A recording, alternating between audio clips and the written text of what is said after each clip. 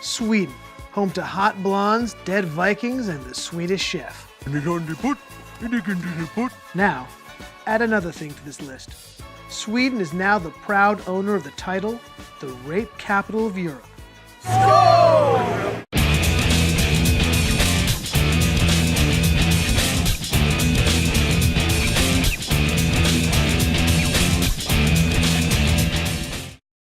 Sweden has always had a reputation of being a harmonious and liberal society. This image has been shattered as rape has skyrocketed over the past 5 years. At the same time, Sweden has been going through a revolutionary demographic shift that has seen the country take in more refugees from Islamic countries than any Western nation in the world. This immigration has led to culture clashes and to enclaves of self-contained societies across Sweden. This is Annika Henroth Rothstein. She's a Swedish journalist who has extensively covered the Middle Eastern migration into Sweden. What we have is, first of all, a Swedish culture.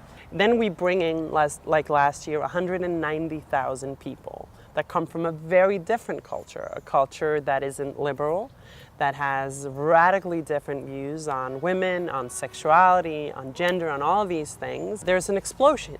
Yeah, it will be clashes. This is Rinkeby, a leafy northern suburb of Stockholm, also a completely Islamic area. The police have said this is a complete no-go for them and for journalists. Here, a 60 Minutes crew from Australia is attacked while doing a story on Rinkeby. In order to come here and to prosper, you have to adapt to that culture. And that what we're doing in Europe is the complete opposite. They are saying, how can we adapt to you? Do you think that Sweden has a responsibility to adapt to the immigrants' culture coming in? Definitely. Should a woman, when they come here, dress, modestly, with pants and with sleeves? Is that important? It is our culture. If you come to Rinkeby, obviously everywhere is a dress code, I got Swedish girlfriend. Sometimes I say we go to Rinkeby, he's scared. Right. He's scared. Is it dangerous here sometimes? Sometimes, yeah. We found out exactly how dangerous when, while we were setting up a shoot at a neighboring location, we were approached by 5 men and told to leave. While my crew took off, I stayed to simply ask why we had to leave. Because I was still wired, we have the sound of what happened next. How come it's a problem to film here? I don't want to be filmed. I know, but why? What's the why? I just don't want to. But why? Let me see. Let me see. I'm not filming anything. Look. Show me what you got. Let go of me. Show me what you got. Show me. Show me your phone. Let go. I'll show you. I don't want your phone. Show me. Let go. And I'll show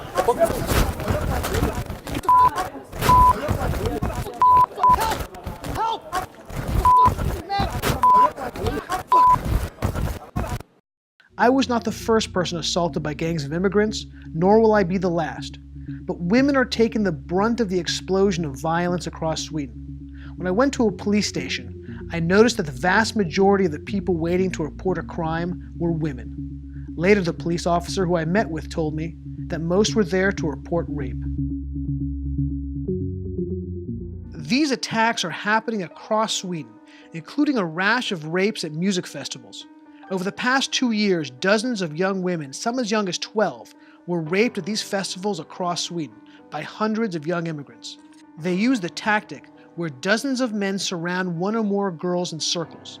While the men in the inner circle sexually attacks their victims, the outer circle distracts and keeps out anyone who would stop it. The attacks have become so common that some bands, most notably Mumford & Sons, refuse to play in Sweden. This has happened multiple times and to multiple victims. Then the issue is that when it is reported, this was widely known by the people who were there, the police that was on the scene, but then they put the lid on it. So they covered it up. They covered it up. So we didn't learn about this until much, much later. While the police have told me that the majority of the people that they arrest for rape are from Islamic backgrounds, BRA, the official keeper of Swedish crime statistics, curiously dropped the background of those arrested from the official statistics. The government has failed to recognize that it's made a huge mistake. And the European Union has failed to recognize that it's made a huge mistake. And we have this free movement, and the movement, of course, is flowing toward the country with the most generous social benefit system. The type of benefits that immigrants receive in Sweden are significant and are all-encompassing, and include housing, food, education, and additional cash. Does the government give enough to the immigrants? Yeah, everything's enough. There's good work here. Yeah, life is good here. Better. Yes, life is good, better here. They give me a lot. They give me a house, room, clothes, my school. All the Swedish all government things. pays for it. While the staggering increase in rape has made some news, this phenomenon has been coupled with a shocking and less widely reported increase in violent crime in general. Over the past couple of years, several dangerous immigrant riots have broken out, and shootings across Sweden have increased sharply. Anders Gorazin and Jacob Ekstrom are veteran and decorated policemen who have decades of experience and are tasked with policing within the immigrant community. Has there been an increase in violence and crime here in Sweden?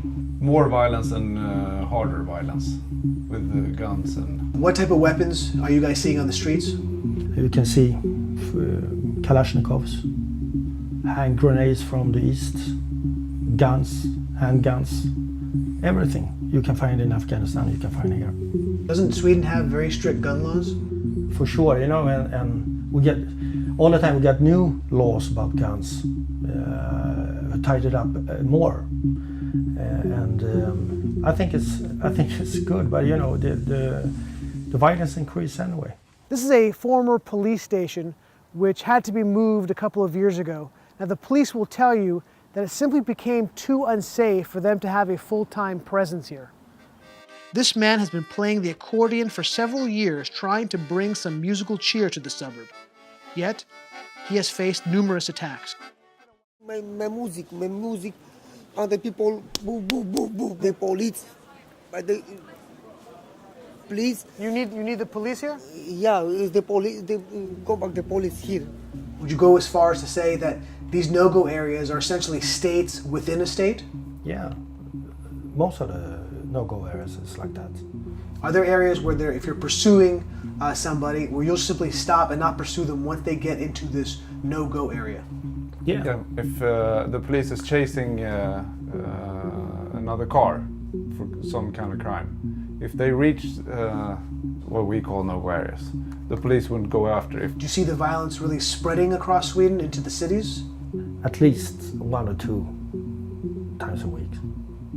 And let's say 5 years ago, how often would you say it was? No. 3 times a year. Really? The increase in this kind of crime is exponential.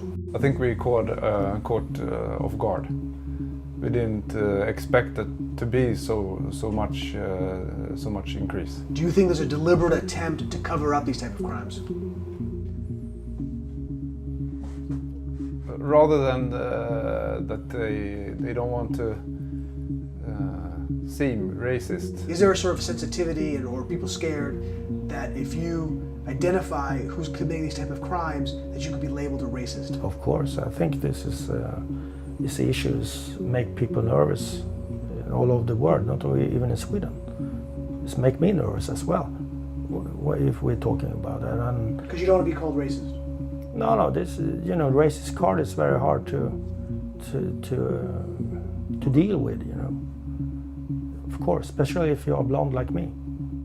And now to add to these woes, Sweden has had dozens of people go to fight for ISIS, and they're starting to come back. Sweden has had its first Islamic terrorist attack. Do you think the sexual assault problem is an Islamic problem or not really? No, I think it's a general problem among men. Yeah, the problem isn't like this culture or that culture. The problem is male culture. I don't think the immigrants is the problem. No, it's not. Like, that's just like a tiny bit of the problem, and like when that happens, like it's because we didn't like bring them in the right way. And I don't see that connection at all. And I would very much like to see the evidence of such a connection. Do you think it's almost racist to make that connection? Yes, I think so. Is there a point where you think that Sweden's done too much to bring people in, or do you think there's... No, there is no too much in helping people. And is there a limit, do you think, to how many immigrants Sweden can take? No. Hi, I'm Elisha Kraus, Director of Outreach here at PragerU. To have this video reach more people, please consider a donation below.